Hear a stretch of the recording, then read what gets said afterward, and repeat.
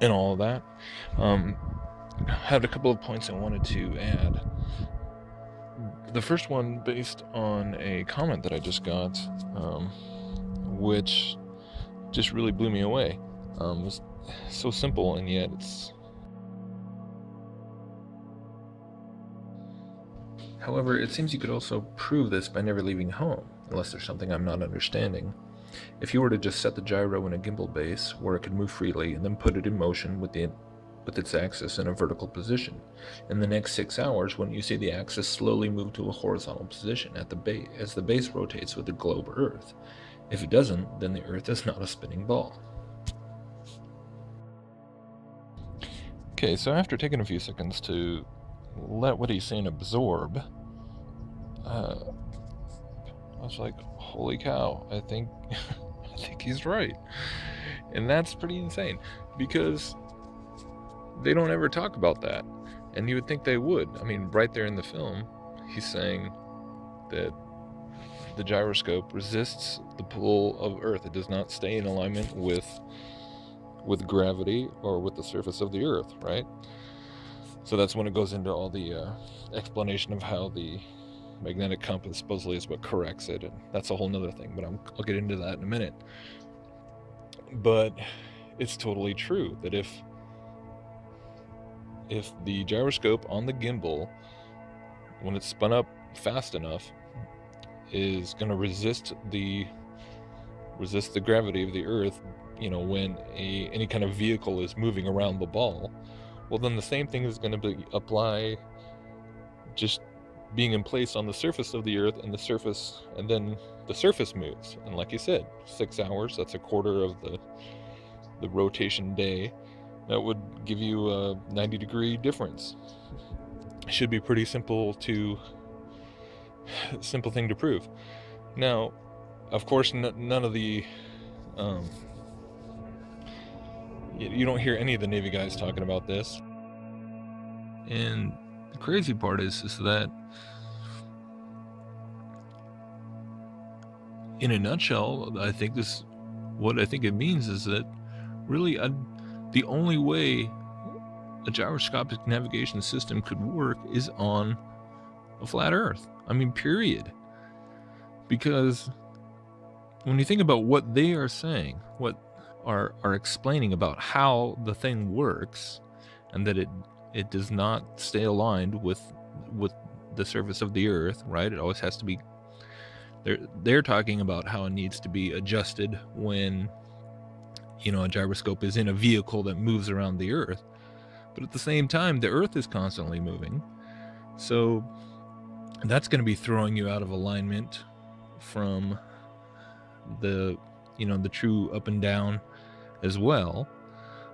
So how is a magnetic compass going to know how to, or anything else for that matter, to know how to adjust the gyroscope in relation to the Earth, accounting for both the motion, the movement of the vehicle, whether it's a plane or a sub or a ship or whatever, and the motion of the surface of the Earth around the center of the Earth, right? Which is supposedly where gravity is pulling everything down towards, right?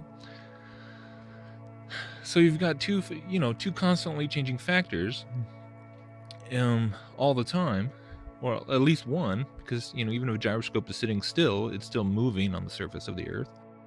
But there's nothing to really. I mean, so the navigation system needs a navigation system. I mean, it's absurd. And then when you take it a step further, I mean, obviously, according to the Copernican model, the Earth is not the only thing that's moving. So if rigidity in space, this principle of rigidity in space, tells us that the gyroscope will resist. I mean, that clip says it will resist all forces put upon it, right? So gravity. And this bears out too because we know that when they use gyroscopes in jet planes, right, so they always know which way is up is down, and they're doing all these dogfighting maneuvers and barrel rolls and subjecting the pilot and the plane to lots of G-forces. So if you're doing dogfighting maneuvers in a fighter jet, let's say, and you've got your gyroscope on its gimbals in there, so the pilot always knows which way is up and down and doesn't have to, look out his window. That means the gyroscope is resisting several G's of force. So if a gyroscope can function in that kind of an application, right, going hundreds of miles an hour, moving at crazy speeds and having to constantly stay level and resist that many G-forces on it, then what if you can resist that strong of gravitational forces, then it's resisting all of them, right? So not just the Earth's gravitation, but any of the other, gravities that are lesser than the Earth's that are supposedly functioning throughout the solar system. So I mean, my point is that there's lots of motions that are supposedly happening in a Copernican model, not just the Earth's rotation, but the Earth orbiting around the sun, the solar system rotating around the galaxy rotating around, the universe, and so on. So hypothetically, you would think that a truly precision functioning, military industrial grade gyroscope would be holding its fixed position, its rigidity in space, against all of those motions. So if you fired up a gyroscope, shouldn't you just see it doing all kinds of crazy things? I mean, shouldn't it just be not just moving 90 degrees over 6 hours, but it could be doing all kinds of motions because of all the different orbital things that are supposedly happening? But no, it stays in place, right?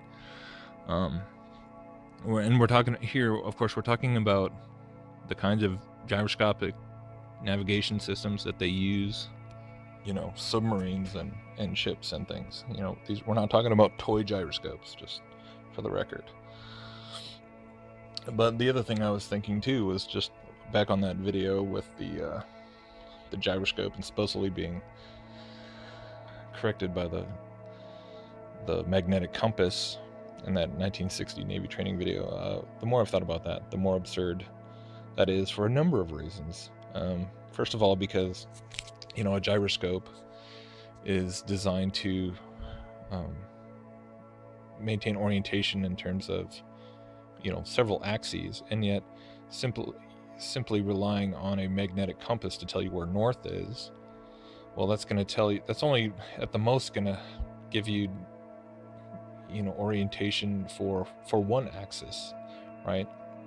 And depending on where you are on the globe, north is always going to be in one direction, but it won't tell you like where the plane should be depending on where you are on the globe, because obviously if you're up in Alaska, it's going to be different than if you were down in South America or something.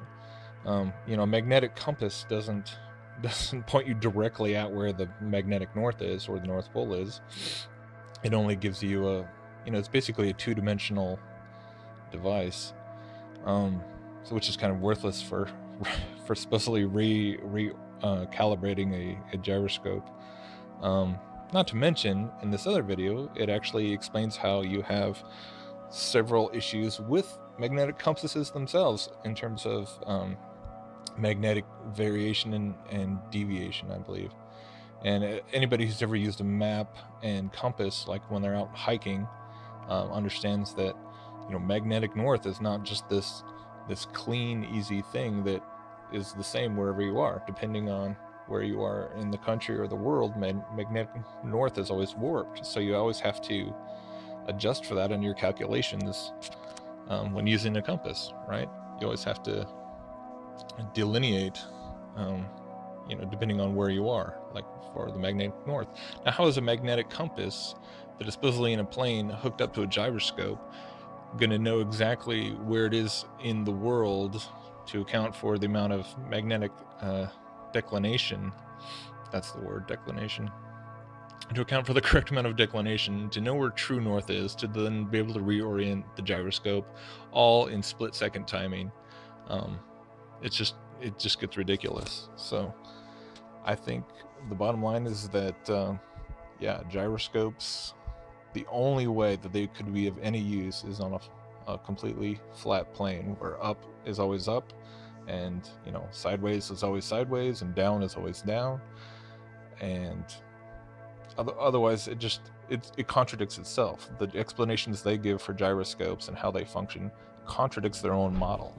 So there you go.